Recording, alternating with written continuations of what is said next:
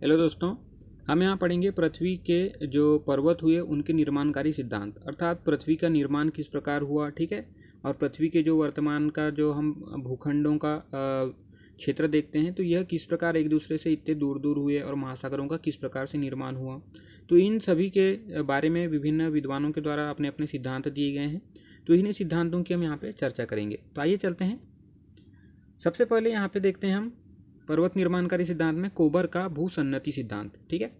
कोबर महोदय ने बताया कि जो पर्वत का जो निर्माण होता है, जब मान लीजिए कोई क्षेत्र होता है, ठीक है, कोई क्षेत्र में अगर दोनों तरफ से इस प्रकार से प्रेशर लगाया जाए, ठीक है, तो बीच का जो क्षेत्र होता है अति मात्रा में संकुचित होने के पश्चात, ठीक है, वह एक अचानक से एक प्रकार का वहाँ पे संकुचन के फलस्वरूप एक प्रकार से यहाँ पे किसी वस्तु या चीज़ का यहाँ पे निर्माण होना प्रारंभ हो जाता है। ठीक है। और धीरे धीरे करके यह जैसे जैसे संकुचन बढ़ते जाता है, वह इस प्रकार से ऊपर की जो ऊपर के जो क्षेत्र में है इसकी ऊंचाई बढ़ते जाती है। तो यह जो कोबर महोदय ने इसके बारे में बताया, आप यहाँ पे देख सकते हैं। जो यूरोपियन प्लेट है, ठीक है, अगर यूरोपियन प्लेट है और इंडो ऑस्ट्रेलियन प्लेट है, थोड़ा एक मिनट यहाँ पे थोड़ा समझ लीजिए, ये यूरोपियन नहीं है, ये यूरोशियन प्लेट है। ठीक है, थोड़ा सा चेंज कर लेते हैं इसे। ये यूरोशियन प्लेट है। जैसे कि आप यहाँ पे देख सकते हैं, हमारा जो भारतीय भूखंड इस क्षेत्र में जो स्थित है, यह है यूरोशियन प्लेट। ठीक है। तो हमारा भारत पहले जो ऑस्ट्रेलिया के साथ में मतलब यहाँ पे लगा हुआ था, तो इसे इंडो ऑस्ट्रेलियन प्लेट कहा जाता था। ठीक है। लेकिन धीरे धीरे आप यहाँ पे एक अवस्था देख सकते हैं कि इनका विस्तार होना शुरू हुआ और हमारा जो भारतीय भूखंड था वो इंडो ऑस्ट्रेलियन प्लेट से निकल कर जो यूरेशियन प्लेट है, अर्थात यूरोप और एशिया वाला प्लेट, इससे टकराया। ठीक है। तो यहाँ पे हम इसी उदाहरण को लेके यहाँ पे कोबर के भूसन्निधि सिद्धांत को समझने की कोशिश करेंगे। तो जब यूरोशियन प्लेटें हैं, ठीक है, और इंडो ऑस्ट्रेलियन प्लेट, जब यहाँ पे थोड़ा समझ लीजिए, जब हमारा भारतीय जो भूभाग है, ठीक है, भारतीय प्रायद्वीप है, यह जब इंडो ऑस्ट्रेलियन प्लेट के से यहाँ से निकल कर या इससे दूर जाकर यह जब यूरेशियन प्लेट से टकराया, तब यूरेशियन प्लेट और इंडो ऑस्ट्रेलियन प्लेट के बीच में स्थित जो चीज़ें थी, जैसे यहाँ पे पहले टेथिस सागर हुआ करता था, तो टेथिस सागर में जो अवसाद थे उन पे काफ़ी दबाव पड़ा। ठीक है। और दबाव के फलस्वरूप एक ऐसा समय आया कि वह किसी न किसी क्षेत्र से, मान लीजिए कोई, अगर आप किसी भी चीज़ को दो तरफ से अगर दबाव देते हैं, तो वह एक ऐसे क्षेत्र जहाँ पे उसे दबाव न मिल रहा हो, उस क्षेत्र में उस पर दबाव न हो, तो उस क्षेत्र से वह बाहर निकलने की कोशिश करता है। ठीक है। तो यहाँ पे इसी प्रकार से यह जो टेथिस सागर का अवसाद होता है, वह भी इसी प्रकार से बाहर निकलने की कोशिश करता है और इसी कोशिश में आगे चल के एक उच्च हिमालय का यहाँ पे निर्माण होता है। ठीक है। तो इंडो ऑस्ट्रेलियन प्लेट और यूरेशियन प्लेट, इसके जो दबाव की वजह से यहाँ पे हिमालय पर्वत का निर्माण हुआ। तो कोबर महोदय ने यही चीज़ दर्शाने की कोशिश की कि जब दो प्रेशर या दो बल आपस में एक दूसरे के विपरीत दिशा में जब कार्य करते हैं, तो उनके बीच में जो उपस्थित कोई अगर वस्तु या चीज़ें होती है, वह एक दबाव के पश्चात, एक जो दबाव की जो सीमा होती है उसके पश्चात वह अचानक से, या यूं कहे कि वह क्षेत्र जहाँ पे उस पर दबाव न पड़ रहा हो, उस क्षेत्र से वह ऐसा ऊंचा उठना प्रारंभ कर देता है। ठीक है। तो इस सिद्धांत के द्वारा कोबर महोदय ने पर्वतों के निर्माण को समझाने की कोशिश की। तो यहाँ पे हमने देखा जैसे हिमालय पर्वत श्रेणी का निर्माण इसी प्रकार हुआ। यहाँ पे दो जो बल थे विपरीत दिशा में कार्य कर रहे थे। टेथिस सागर का जो अवसाद था वह काफ़ी मात्रा में संकुचित हो गया। ठीक है।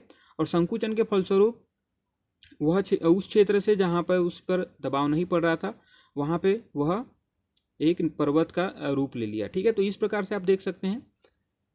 और जो बीच का क्षेत्र रहा, ठीक है, बीच का जो क्षेत्र रहा वह पठार के रूप में निर्मित हो गया, जो कि हम तिब्बत के पठार के रूप में देख सकते हैं।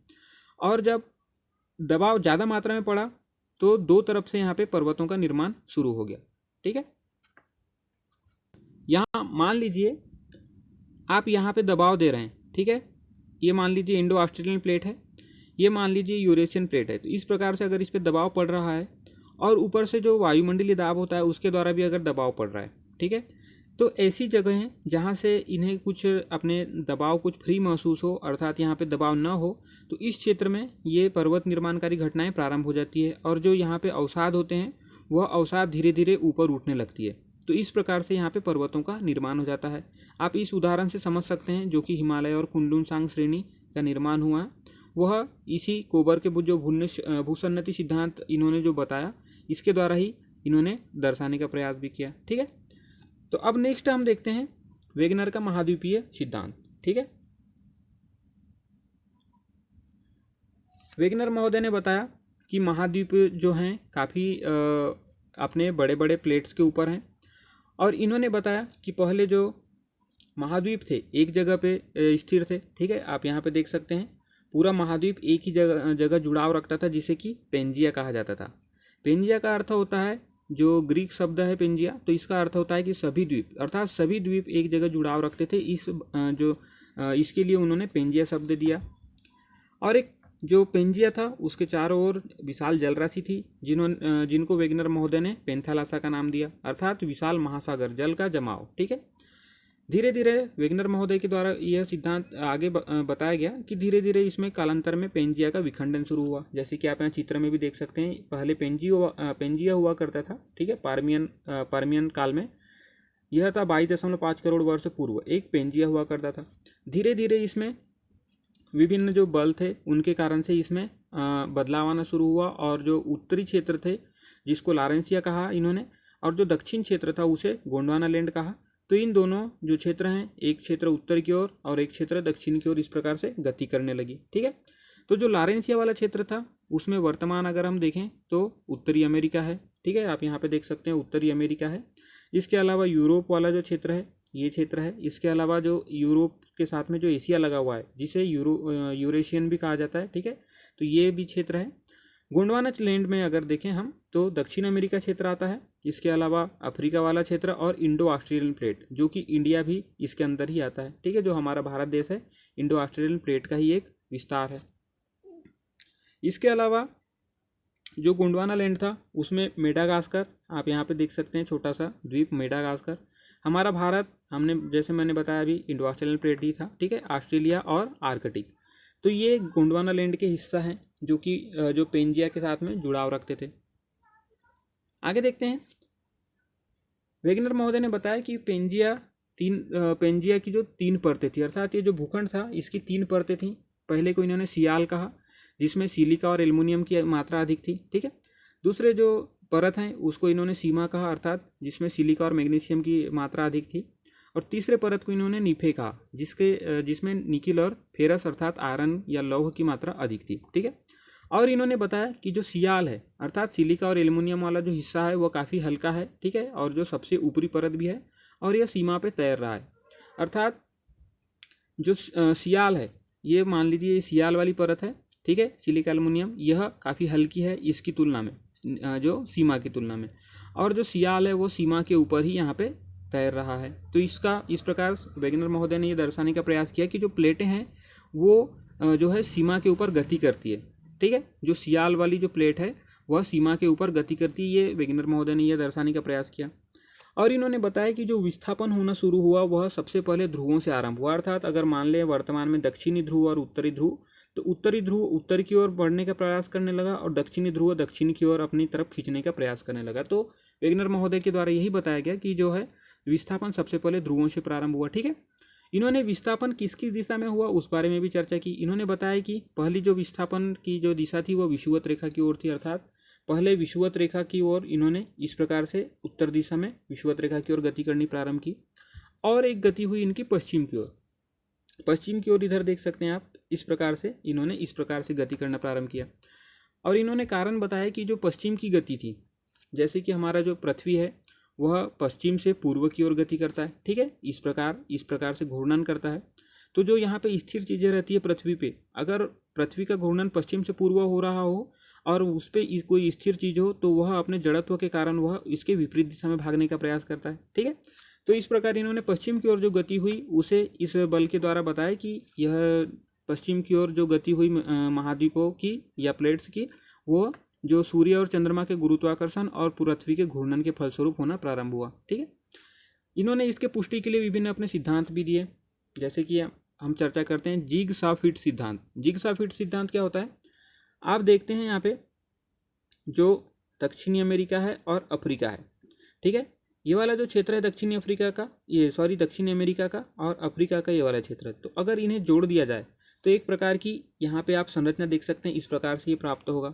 ठीक है, तो यही जिगसा फिट का सिद्धांत है। इन्होंने इस चीज़ को पुष्टि की इस चीज़ के लिए, और इसको प्रयोग के द्वारा भी दिखाया कि उत्तर अमेरिका और दक्षिण अमेरिका, इसके अलावा यूरोप और जो अफ्रीका है, इनको अगर जोड़ दिया जाए तो एक प्रकार से यहाँ पे हमें इसका रूप पेंजिया का रूप प्राप्त होता है। ठीक, इसके अलावा उन्होंने जीवाश्मीय समरूपता का सिद्धांत भी दिया।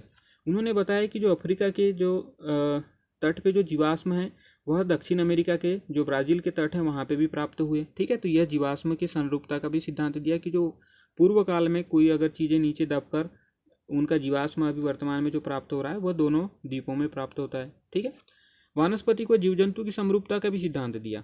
इनका कहना था कि जो अफ्रीका के जो तट पे जो वनस्पति पाई जाती है वो ब्राज़ील वाले तट पे भी लगभग पाई जाती है। ठीक है, तो इस प्रकार से इन्होंने अपने सिद्धांत के द्वारा यह दर्शाने का प्रयास किया कि जो पेंजिया था उसमें विस्तार के फलस्वरूप ही वर्तमान की जो हमारे यहाँ पे पूरे महाद्वीपों की स्थिति देखते हैं, तो यह इन्होंने दर्शाने का प्रयास किया कि पेंजिया में विखंडन के फलस्वरूप ही इस प्रकार की स्थिति उत्पन्न हुई है। तो ये रही हमारी चर्चा वेगनर के महाद्वीपीय विस्थापन सिद्धांत के बारे में। ठीक है, इससे पहले हमने चर्चा की थी पर्वत निर्माणकारी सिद्धांत, जिसमें से पर्वत निर्माण में हमने कोबर के भूसन्निधि सिद्धांत के बारे में चर्चा की कि किस प्रकार से यहाँ पे दो बल के विपरीत जो आरोपण के फलस्वरूप, ठीक है, जो अवसाद होता है, अवसाद जहाँ पे बल नहीं पड़ता है ऐसे क्षेत्र से निकलने की कोशिश करते हैं, इस प्रकार से यहाँ पे पर्वत का निर्माण हो जाता है। ठीक है, उसी प्रकार से जो वेगनर महोदय ने भी अपने महाद्वीपीय विस्थापन सिद्धांत में बताया। और यहाँ पे अगर पर्वत निर्माण की चर्चा करें तो इन्होंने बताया कि जैसे यहाँ पे हमारा भारतीय प्लेट है, ठीक है, इंडो ऑस्ट्रेलियन प्लेट के अंतर्गत हमारा भारतीय प्रायद्वीप है।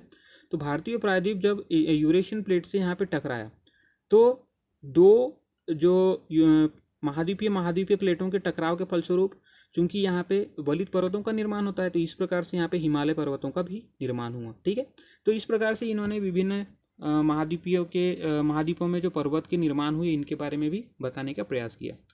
तो ठीक है दोस्तों, अगर आपको जानकारी पसंद आई हो तो इसे शेयर कीजिए। धन्यवाद।